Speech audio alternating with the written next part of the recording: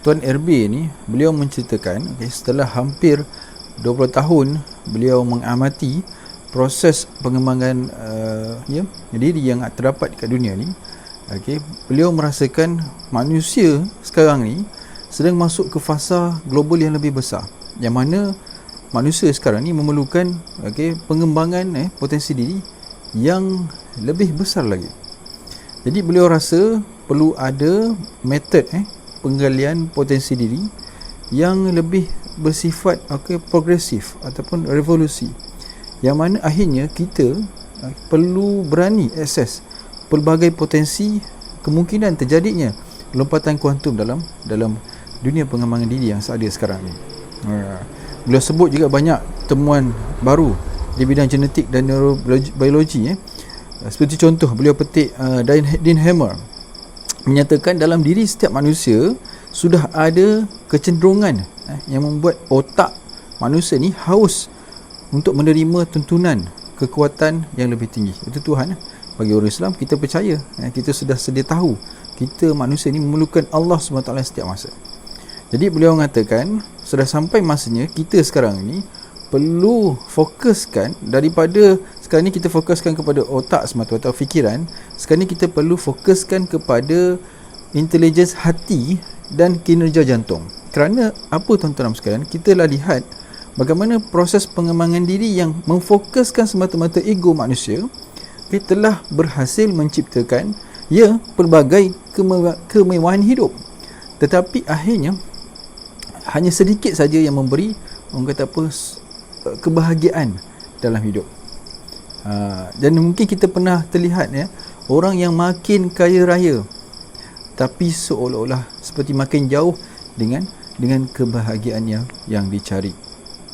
Dan juga kita mungkin pernah terlihat juga orang yang capai mungkin sedikit saja kejayaan, tetapi yang perlu dibayarnya adalah semakin lebar jurang permusuhan antara sesama manusia. Jadi sebab itu beliau merasakan kita sekarang ni memerlukan proses pengembangan potensi manusia yang mana yang mampu menggabungkan kekuatan IQ, EQ dan SQ.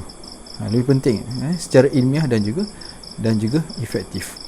Jadi Tuan RB ada beritahu lagi bahawa apa yang beliau ketengahkan ini adalah satu proses, sekali lagi, yang bukan saja memfokuskan kepada dominasi positive thinking semata-mata, tetapi iaitu yang lebih penting adalah melibatkan kolaborasi hati, iaitu positive feeling. Yang mana sebelum ni kita fokus kepada goal setting semata-mata, tetapi beliau ajak untuk kita menuju ke arah goal praying. Jadi apa yang beliau tekankan lagi iaitu proses positive thinking dan goal setting ini biasanya hanya memfokuskan kekuatan diri sendiri, yang beliau maksudkan sebagai force untuk meraih future success. Manakala untuk positive feeling dan goal praying pula itu sebaliknya, bukan hanya fokus kepada kekuatan diri sendiri, tetapi yang lebih penting iaitu penyerahan diri kita ini kepada Tuhan, yang mana yang menghasilkan power untuk mencipta sukses. Tadi force, yang ini power. Jadi untuk capai tujuan tersebut, beliau create quantum ikhlas. Panjangnya adalah teknologi quantum ikhlas. Apa itu teknologi kuantum? Menurut beliau, itu adalah aplikasi ilmu pengetahuan kuantum untuk memudahkan urusan manusia di tingkat kuantum.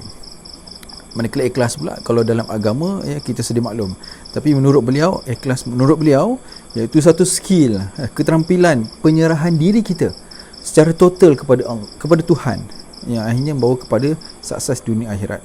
Kalau kita sambungkan teknologi kuantum ikhlas, iaitu boleh kata sebagai satu proses secara kualitatif dan kuantitatif, iaitu untuk mengukur, melatih dan meningkatkan tingkat keikhlasan daripada dasar hati kita menuju kepada kejayaan yang seimbang. Jadi tuan-tuan sekalian, teknologi kuantum ikhlas ini menurut beliau membuat kita semakin faham bahawa keterbatasan fikiran tentang hal-hal yang bersifat non-materi yang kita seringkali sebut sebagai keajaiban, sebenarnya menurut beliau adalah sesuatu yang belum kita fahami Kerana apa? Kerana kita tidak dapat memahaminya hanya melalui rasional fikiran yang cenderung untuk rumit, tetapi sebenarnya harus melalui hati. Dengan kelembutan logika hati yang tersendiri, barulah otak akan boleh menerima dan memahaminya.